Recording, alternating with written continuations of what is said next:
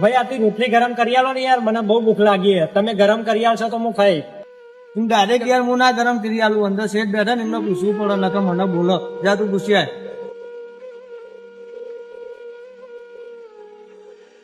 શેઠ તમે પેલા કારીગરને કહો ને મને રોટલી ગરમ કરી આલો, મને બહુ ભૂખ લાગી છે. એ તો એને કીધું હોય તો કરી આલો જ ભાઈ ગરમ. એને તો કીધું પણ એ તમને પૂછવાનું કે હવે તમારે ગરમ કરી આલો, નકર હું અહીંથી જતો રહું. જો ભાઈ નારાજ ના થશો, હું એને કહું એ તમારે રોટલી ગરમ કરી આલશે. અને બીજું કોઈ ખાવું હોય ને તો કયો. મારે બીજું કશું ખાવું નહીં, મારું ખાવાનું તો મારા જોડે પડ્યું જ છે.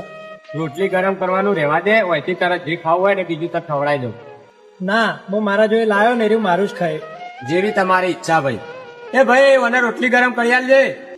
હા શેઠ કરી આલું હો. હું ભાઈ શેઠે કીધું હવે ગરમ કરી આલો.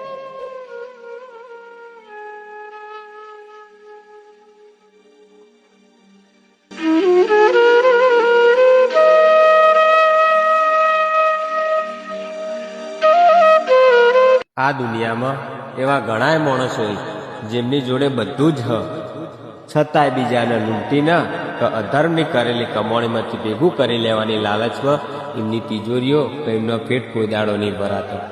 અને આ એક ગરીબ માણસ જે પોતાનું પેટ પણ પોતાની મહેનતથી અને પોતાની પરસેવાથી કરેલી કમાણીમાંથી ભરે, બીજાની જેમ કોઈને લૂંટી ના કે અધર્મની કરેલી કમાણીમાંથી નહીં. વાહ.